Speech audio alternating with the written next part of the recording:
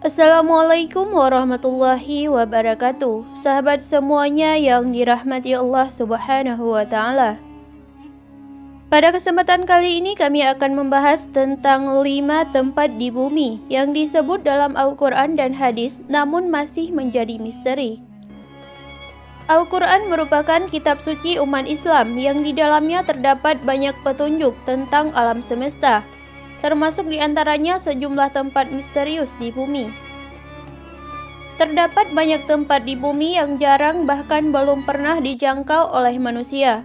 Al-Quran dan hadis dari Rasulullah SAW yang kebenarannya sangat diyakini oleh umat muslim menyebutkan bahwa benar terdapat tempat misterius itu di dalam bumi. Beberapa tempat itu tertulis dalam surah Al-Kahfi ayat 83-101, surat An-Naml ayat 44, hingga hadis Nabi SAW tentang Pulau Dajjal yang diriwayatkan oleh Imam Muslim. Sampai sekarang, sejumlah tempat misterius yang disebutkan dalam Al-Quran tersebut belum diketahui secara pasti keberadaannya. Dirangkum dari berbagai sumber, inilah 5 tempat misterius di bumi dalam Al-Quran yang belum ditemukan sampai sekarang. Yang pertama adalah Telaga Ainul Hayat. Menurut beberapa ahli tafsir, Ainul Hayat merupakan air kehidupan yang dapat menjadikan manusia hidup abadi. Sehingga siapapun yang meminum air tersebut, maka ia akan hidup selamanya hingga hari kiamat. Atau jika ia memohon kepada Allah Subhanahu wa taala untuk diwafatkan. Kisah tentang Telaga Ainul Hayat tercatat dalam Al-Quran surah Al-Kahfi ayat 83-101. Dalam Al-Quran, telaga ini disebutkan berada di tempat terbitnya matahari. Dalam artian tempat tersebut berada di sebelah timur. Namun hingga kini belum ada yang dapat menemukan telaga tersebut. Dikisahkan Nabi Khidir alaihissalam dan Raja Zulkarnain sempat mencari tempat tersebut selama 12 tahun. Dikatakan tempat itu gelap, namun tidak seperti malam hari, melainkan gelap karena dipenuhi kabut asap. Yang kedua adalah tembok Ya'juj dan Ma'juj. Kisah misteri tembok besi raksasa yang dibuat Raja Zulkarnain tak lepas dari keberingasan Ya'juj dan Ma'juj, yaitu kaum perusak bumi. Disebutkan dalam Al-Quran surah Al-Kahfi ayat 93-97 bahwa tembok tersebut berada di antara 2 gunung. Dikisahkan Ya'juj dan Ma'juj merupakan manusia yang juga keturunan dari Nabi Adam alaihissalam.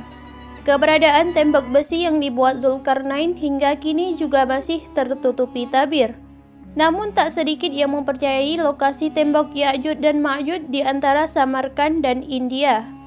Ini sama seperti yang diungkapkan Abdullah Yusuf Ali dalam tafsir The Holy Quran, yaitu di distrik Hisar, Uzbekistan, 240 km di sebelah tenggara Bukhara, yaitu ada di antara celah sempit di antara gunung-gunung batu.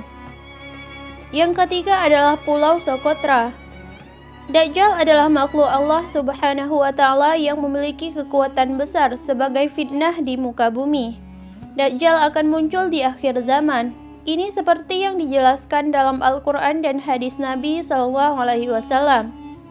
Dalam hadis Nabi yang diriwayatkan oleh Imam Muslim, sudah diterangkan bahwa ada suatu lokasi yang diketahui sebagai tempat Dajjal dibelenggu oleh Allah Subhanahu wa taala.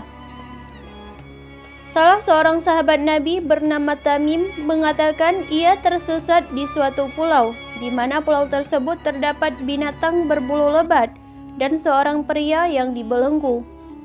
Lokasi pulau itu, kata Tamim, berada di Laut Syam atau di Laut Yaman.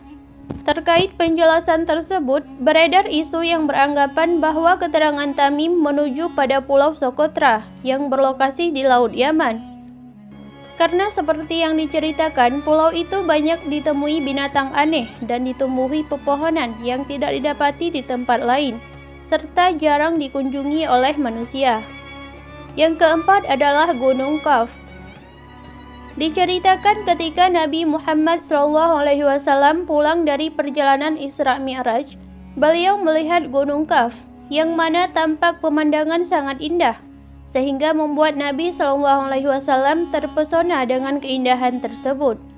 Akhirnya Nabi mengajak malaikat Jibril mengunjungi tempat-tempat tersebut. Di dalam Al-Quran sendiri, Gunung Kaf diabadikan dalam sebuah surat Kaf. Tapi sampai saat ini tidak ada orang yang mengetahui keberadaannya. Ada yang mengatakan di antara Yordania dan Arab Saudi. Namun ada juga yang mengatakan letaknya ada di daerah Yaman. Yang kelima adalah kerajaan Nabi Sulaiman. Nabi Sulaiman alaihissalam memiliki kerajaan yang sangat besar dan megah. Hartanya yang melimpah ruah membuatnya dinobatkan sebagai manusia paling kaya yang pernah ada di bumi. Kerajaan Nabi Sulaiman alaihissalam dibangun dengan menerapkan ilmu teknologi maju pada masanya. Istana Nabi Sulaiman alaihissalam dikenal sebagai Solomon Temple, yaitu istana atau kuil Sulaiman. Berdasarkan keterangan ayat-ayat Al-Quran Surah An-Naml ayat 44, serta kisah-kisah dalam kitab suci Yahudi dan Nasrani, Temple of Solomon sangatlah megah. Siapapun yang datang dipastikan akan terkesima dengan segala kemewahan yang ada di dalamnya. Sepeninggalan Nabi Sulaiman, istana itu kemudian hancur. Namun hancurnya istana tersebut bukan karena runtuh, tetapi diruntuhkan oleh orang-orang Yahudi yang sombong dan angkuh. Hal ini dijelaskan dalam Al-Quran Surah Al-Isra ayat 4-7. Dalam kisah lain disebutkan bahwa istana Nabi Sulaiman memiliki pintu yang terbuat dari kayu zaitun dan kayu cemara, lalu lantainya terbuat dari kaca dan emas. Demikianlah 5 tempat di bumi yang disebut dalam Al-Quran dan hadis, namun masih menjadi misteri. Sampai berjumpa kembali di pertemuan selanjutnya. Akhirul kalam, wassalamualaikum warahmatullahi wabarakatuh.